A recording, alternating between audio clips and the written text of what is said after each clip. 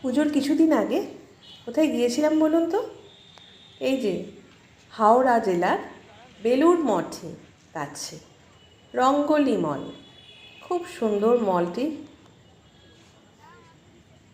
দেখে চোখ জুড়িয়ে যায়। অজস্র সব দোকান।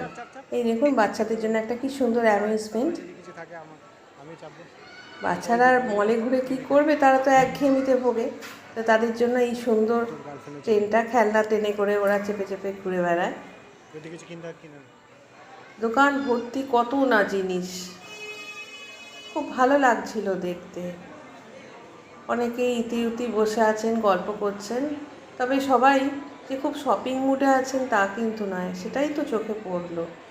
কলেজ পড়ুয়া ছেলে মেয়েরাও যেমন রয়েছে, তেমনি একটু বাইরে ঘুরতে এসছে, মল দেখতে এসে এরকম লোকের সংখ্যাই বেশি।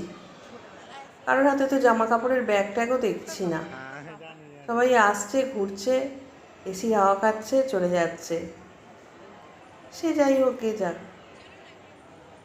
দেখুন চারদিকটা পুরো ফাঁকা, আলো জ্বলছে, এসি কনকনে ঠান্ডা, কিন্তু লোকজন কোথায়? ও এই মাত্র 4-5 জনকে চোখে পড়লো। এত বড় শপিং মলের ভেতরে ভিড় কোথায়? তাও গিয়েছিলাম পুজোর কিছুদিন আগে। আমার মনে হয় যেখানে রিজনেবল প্রাইস পায় সেখানেই ক্রেতারা ভিড় করে।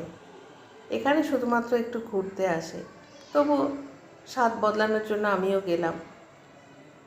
এত বড় বড় শপিং মল না করে বড় বড় পার্ক করতে পারে তো, যেখানে বাচ্চারা খেলবে, ঘুরে বেড়াবে, ছেলেমেয়েরাও একটু আনন্দ করবে, হাত ধরাধরি করে ঘুরবে। কে জানে আমাদের কথা কেউ